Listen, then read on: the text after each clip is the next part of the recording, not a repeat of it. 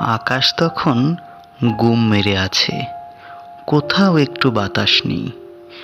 গাছপালাগুলি যেন হঠাৎ করে কিছু একটা ঘটার অপেক্ষায় আছে। বুঝলি বউ, আকাশের যে অবস্থা, তাতে আজ আর বাইরে গিয়ে কাজ নেই। এই ঝড় বাদলের দিনে কেউ কাজ দিবে না রে। তা তো বুঝলাম, কিন্তু ঘরে বসে থাকলে পেটে ভাত জুটবে না নি। আনাজপাতি কিছুই নেই, 2 কৌটা চাউল আর 2-3টে আলু আছে। যাও গিয়ে একটু সরিষার তেল আনো গে, নইলে আলু ভর্তাটুকুও জুটবে না নি। বাপরে, আকাশের যে অবস্থা, তাতে যে কোনো মুহূর্তে ঝড় বৃষ্টি শুরু হবে। তাড়াতাড়ি কাজ সেরিয়ে ঘরের মধ্যে ঢুকতে হবে। যা দুটো আলু ভর্তা পাই, তা দিয়ে পেট ভরে ভাত খাইয়ে ঘরের মধ্যে সেটে থাকবো। প্রকৃতি যেন প্রতি মুহূর্তে বদলাচ্ছে। হালকা ঠান্ডা বাতাস বইতে শুরু করেছে। বোঝাই যাচ্ছে যে খুব শীঘ্রই ঝড়ো বাতাসের সাথে বৃষ্টি শুরু হবে।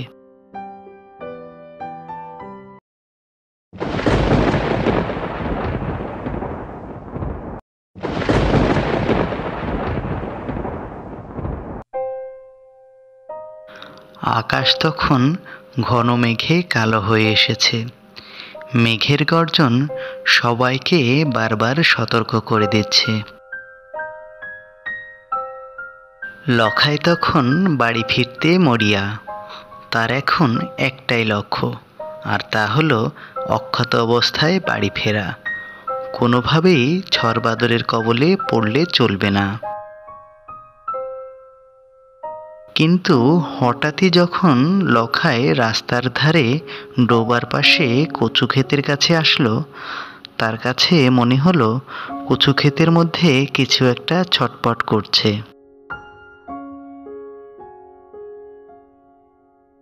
সে একটু ভালো করে খেয়াল করলো।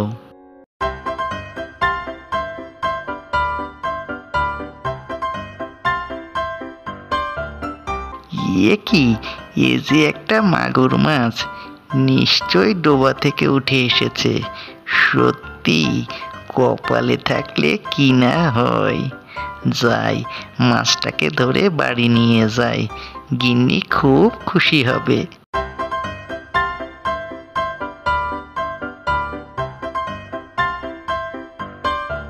ও বউ, বউ, কই গেলি?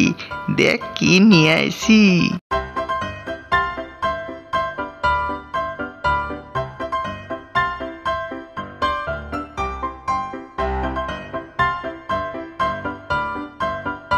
সে কি, তুমি এত বড় মাছ কোথায় পেলে?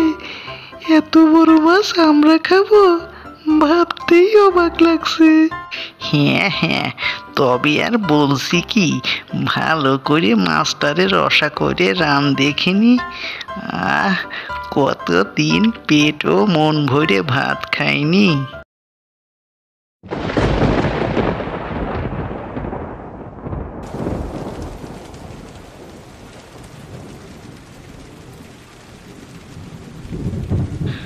শুরু হলো মুষলধারে বৃষ্টি, আর সাথে ঝড়ো বাতাস।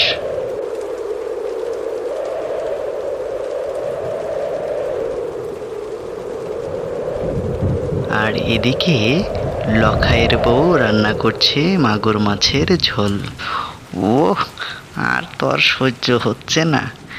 কখন রান্না শেষ হবে কে জানে। তোর রান্নার গন্ধে খিদে যে আরো বাড়ছে।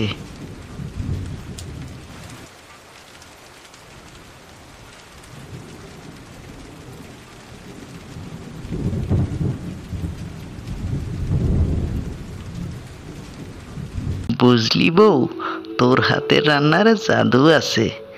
আজ খুব ভালো খেয়েছি। সৃষ্টিকর্তা আর তোর মতন বউ আমার পাশে থাকলে আমার আর কিসের চিন্তা বল দেখিনি। আমার মতো এত সুখী আর কে আছে?